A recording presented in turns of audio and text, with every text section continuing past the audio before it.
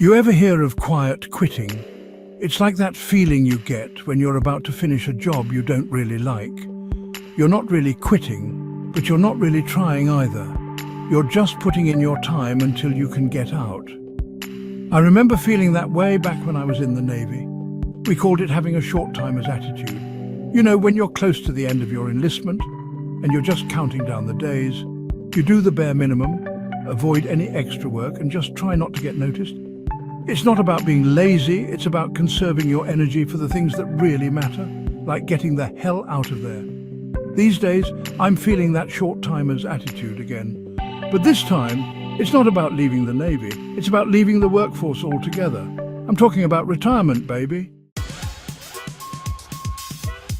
Right now, I'm working a job that's, well, let's just say it's not exactly my passion.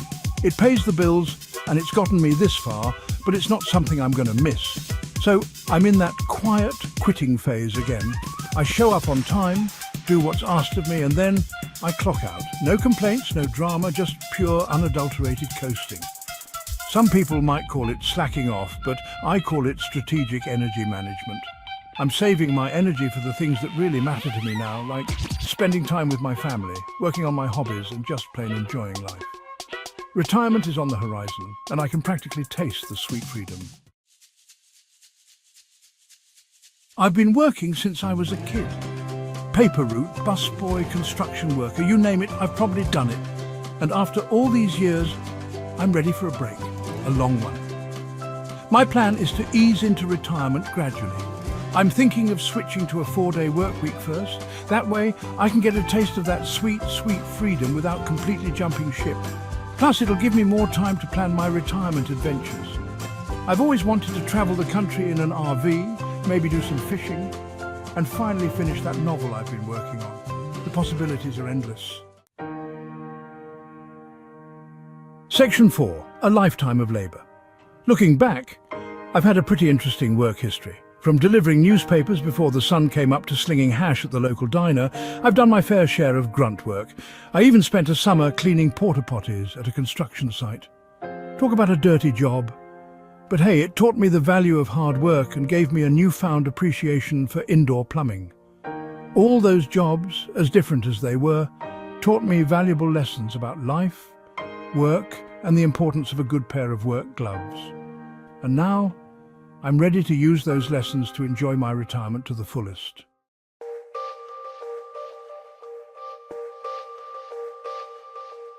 Section 5. The daily grind.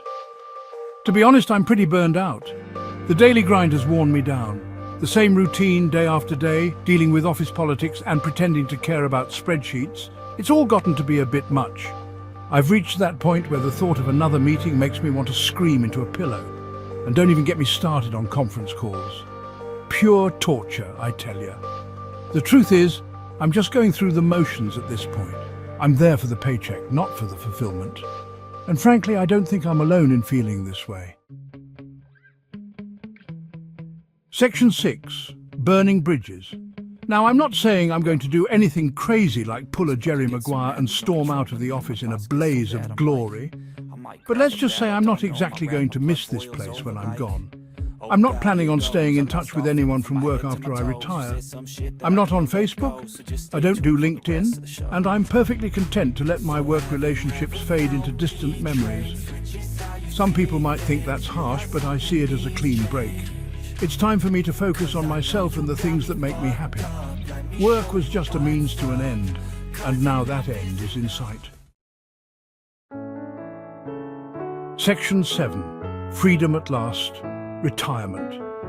Just saying the word brings a smile to my face. It represents freedom. Freedom from the daily grind, freedom from office politics, and freedom to finally pursue my own interests. I'm looking forward to sleeping in late, working on my hobbies and spending quality time with my loved ones. No more alarm clocks, no more rush hour traffic, no more pointless meetings. Just pure, unadulterated freedom. I know some people worry about getting bored in retirement, but I don't see that happening to me. I've got a whole list of things I want to do, places I want to see, and experiences I want to have. Retirement isn't the end, it's just the beginning of a whole new chapter, and I, For one, can't wait to see what adventures await.